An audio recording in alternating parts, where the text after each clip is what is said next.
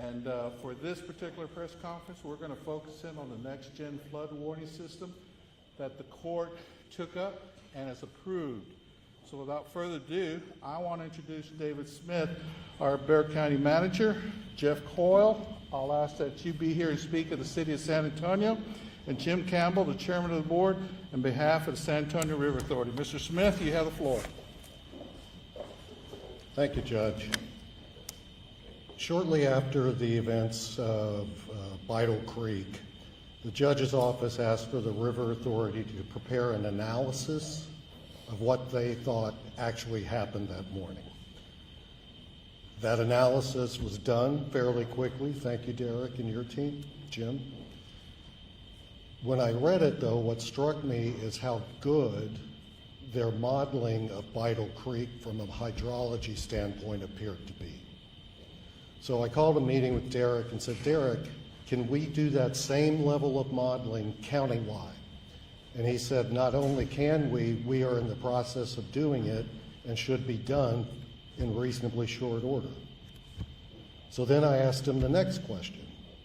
If that modeling can tell us what's going to happen, I'll make up an example, say on Helotes Creek, if it rains 1 inch an hour for 3 hours, or 2 inches an hour for 3 hours, or 3 inches an hour for 3 hours. If that modeling could be done beforehand and be in place, what would you need to essentially develop a predictive set of predictions that we could look to every time there was a rain event? And he said, we'll need to update some of the modeling. We'll need to update some of our sensor technology to be fully effective. We'll need to update some of our road barriers, automated and otherwise. And we'll need protocols in place where we have to send people to physically close the low water crossing. But Derek already has a meteorologist on call. They are on call anytime we receive a National Weather Service flood watch or warning. And they're watching.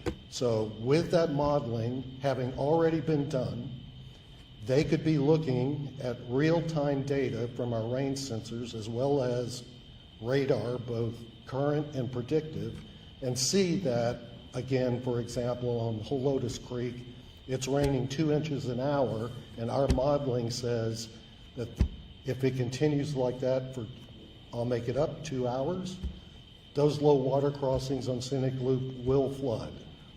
Then, with that information, alerts, signals can be sent out, but more importantly, if necessary, radios can be used to tell the appropriate responding agency, let's say it's Helotes PD, you've got 90 minutes to close those low water crossings before the flooding happens.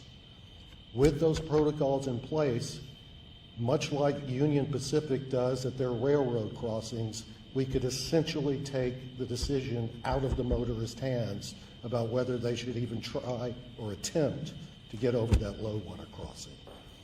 And I believe that has the potential, if we just give Derek the resources he needs, to be a life-saving and game-changing way this community addresses flooding.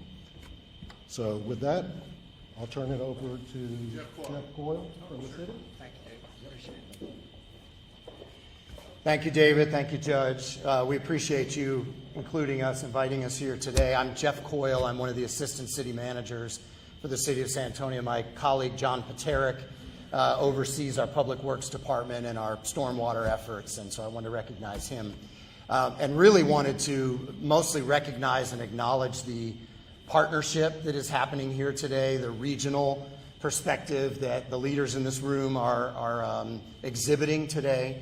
The whole reason the Bexar Regional Watershed Management Plan and group was created years ago was for this purpose, for the city, the county, the River Authority, the suburban cities within Bexar County to be working together on flood control because, as Derek said in the meeting, the floodwaters really don't care where our political boundaries lie.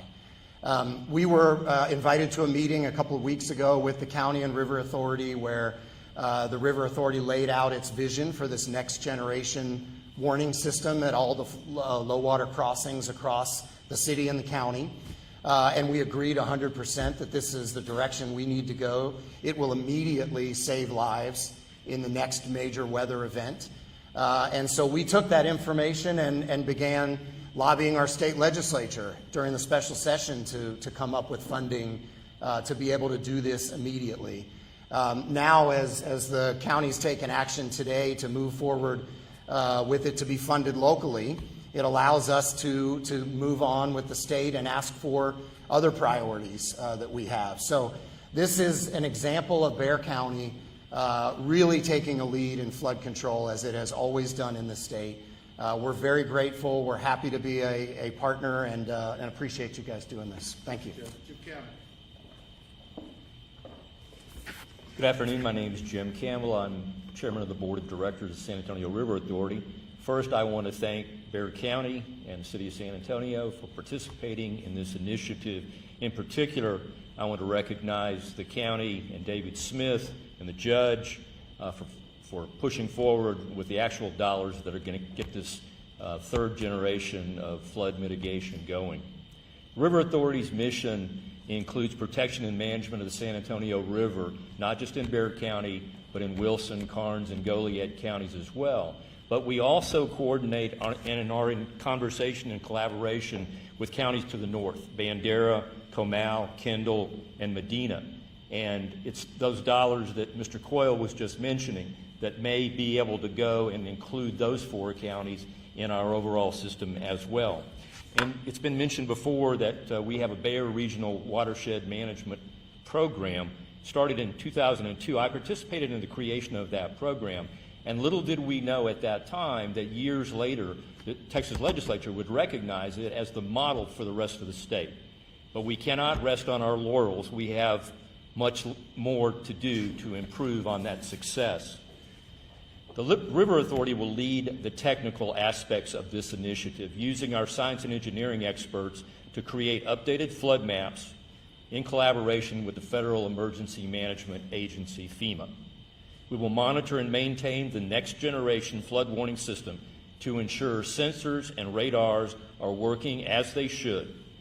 Updated sensors will more quickly transmit data, informing BexarFlood.org, and the Waze navigation app and other navigation apps, hopefully in the future, to alert the public of high water.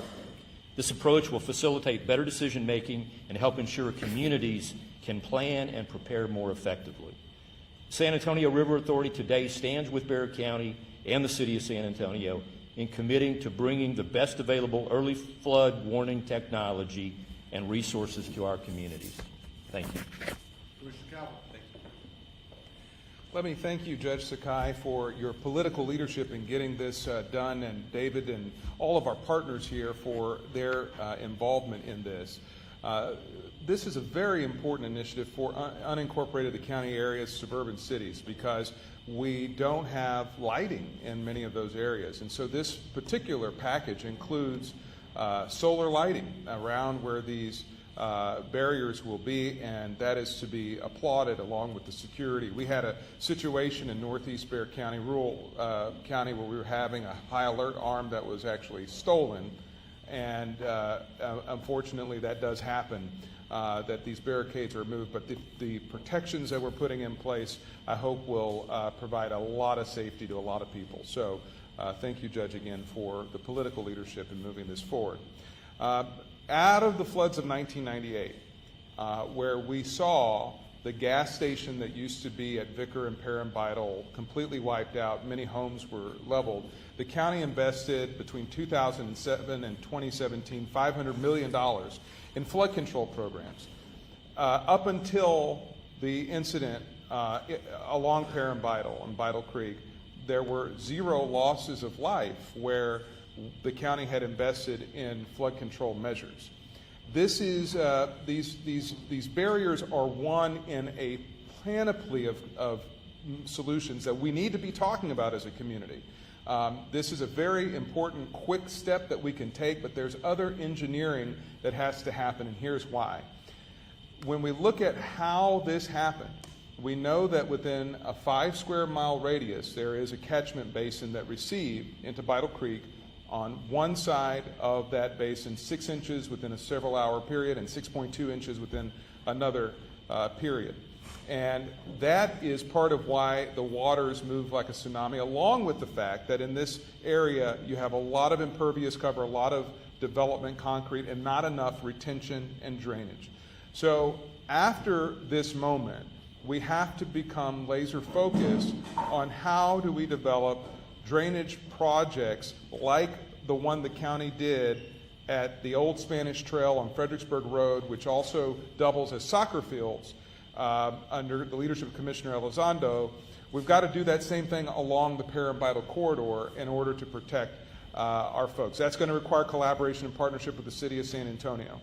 There are definitely parcels of property that are not in use that could be utilized, where fences were literally washed away, that we need to get into the planning process, I think, of acquiring and looking with our engineers all up and down this particular location, which has plagued us not only in '98, but again in the 2000s and again in 2025.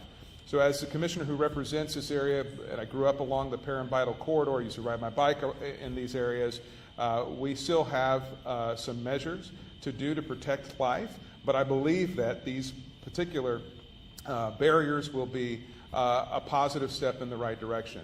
But one of the things culturally we have to do is, from the business community, we've got to let our employees know that if there are these flash floods and these rains, we don't need to send our employees to work on that time. We need to ask people to stay home and be safe because you will save lives. So thank you, Judge, again, and all the partners who are here today. Commissioner Moody.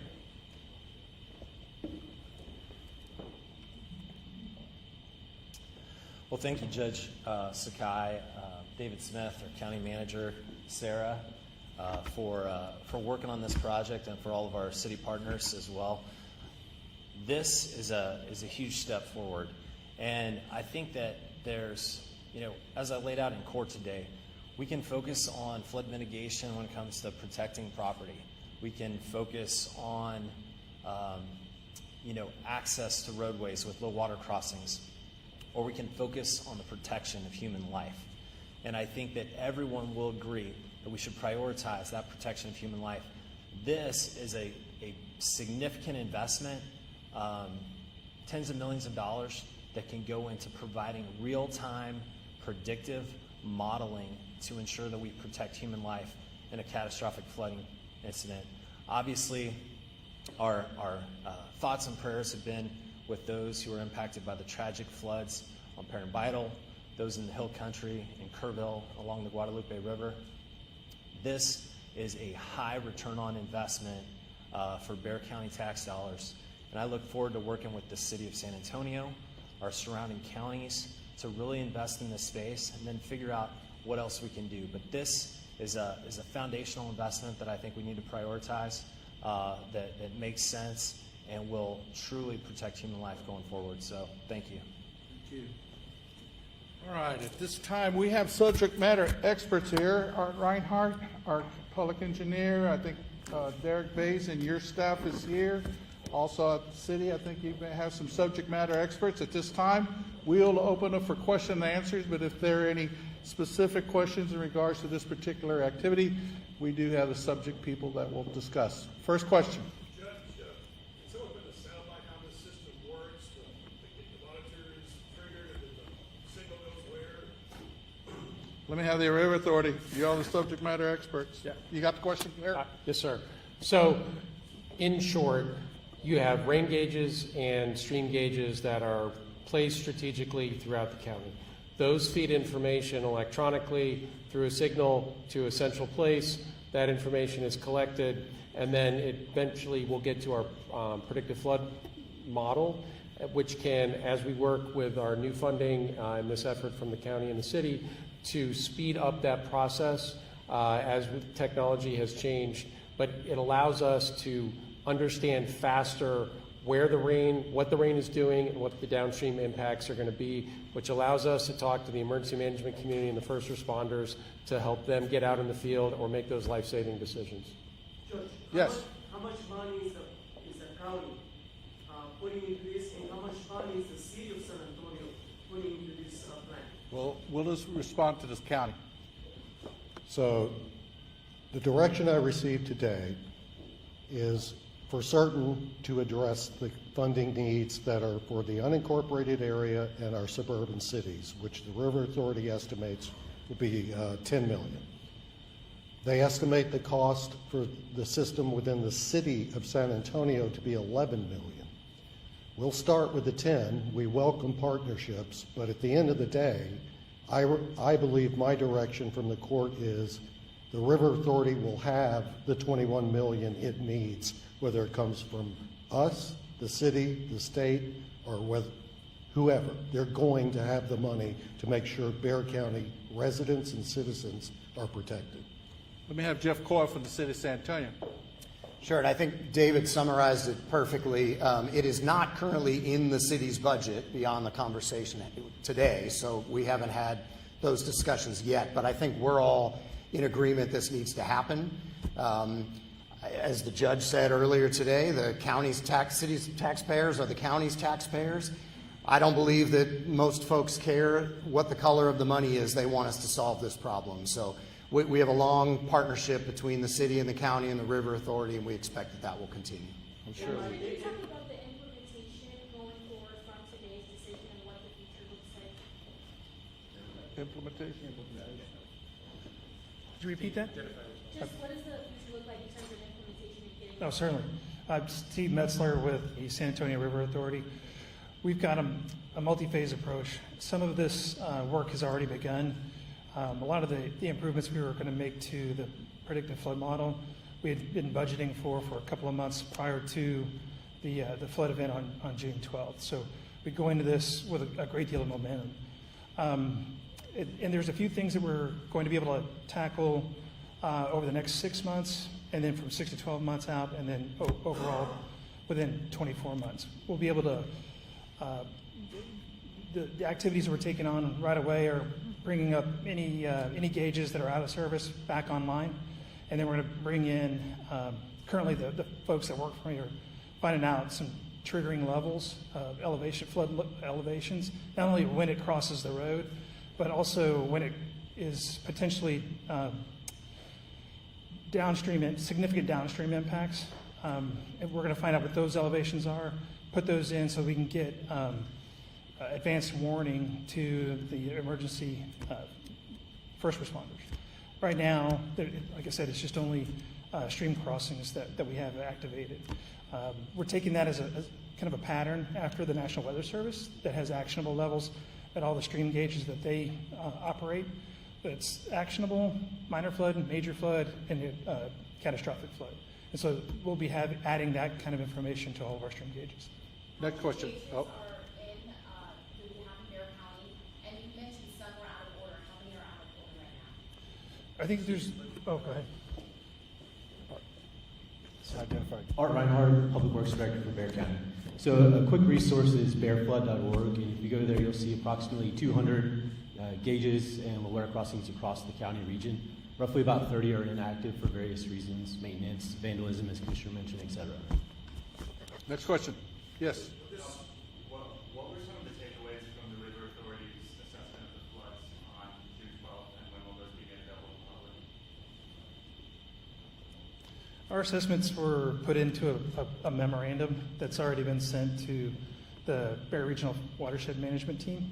So that's public record. It was a memo that we had sent to the city and the county as well. So you can find those, the conclusions, the assessment, analysis, and conclusions are all in that report. Next question. No, anybody else? All right, back to you, Brian. How would this system that prevented those deaths in June, could it have prevented those deaths in June? Who wants to take that one on? Derek. I can take it. Identify. Yeah, so Derek is GM of the River Authority. So I just want to say something that I said in front of the court too. You can never eliminate risk. You can work towards mitigation, but you can never fully eliminate the risk.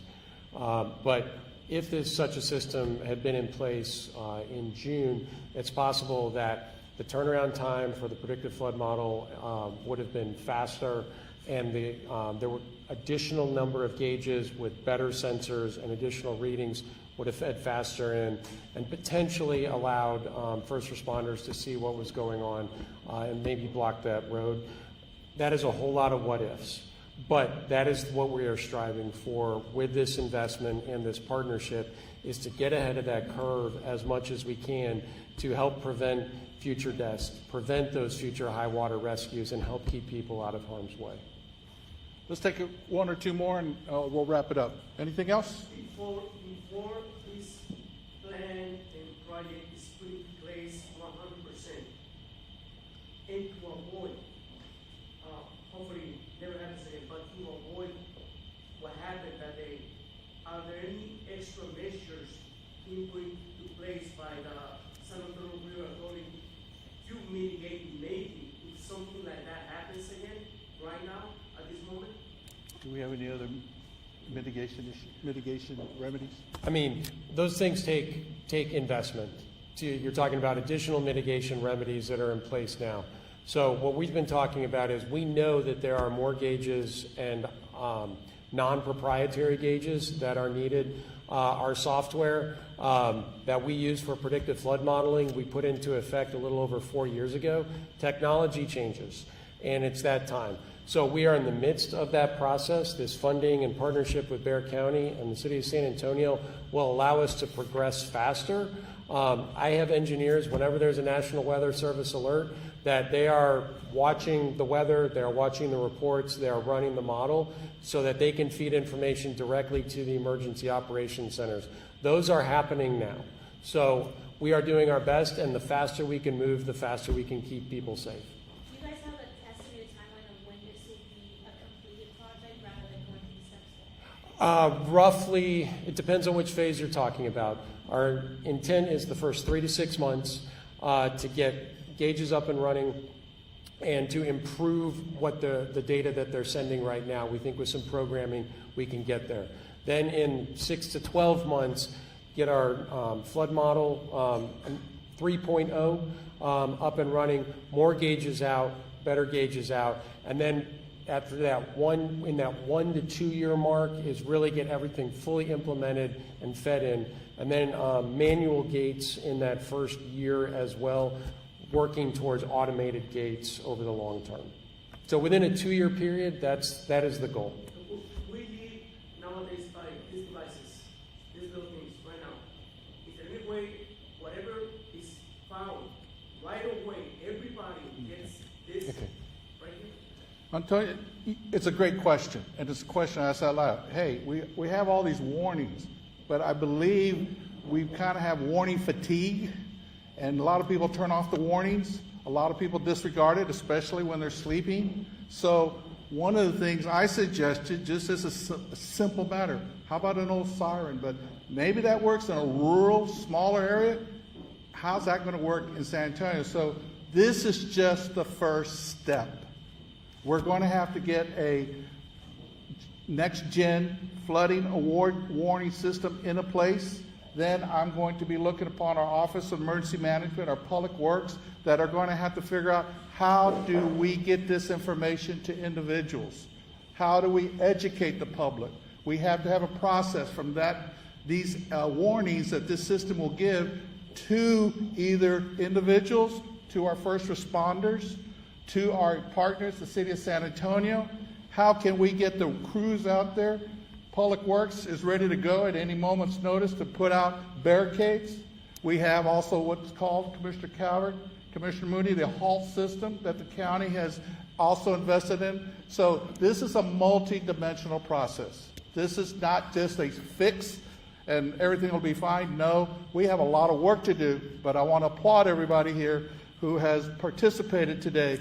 And we want to show that although we had some big issues to discuss today, we haven't forgotten people who died on June the 12th, especially here in Bexar County. My heart and sympathies go out to the Hill Country and to Kerrville and to Kirk County, but as you can see, the review, so to speak, is why couldn't this warning process be more in real time? And so this is a significant step forward. So at this time, I'm closing the press conference. I'm excusing the group, and if you want to go talk to them some more, they're at your beck and call. Thank y'all very much.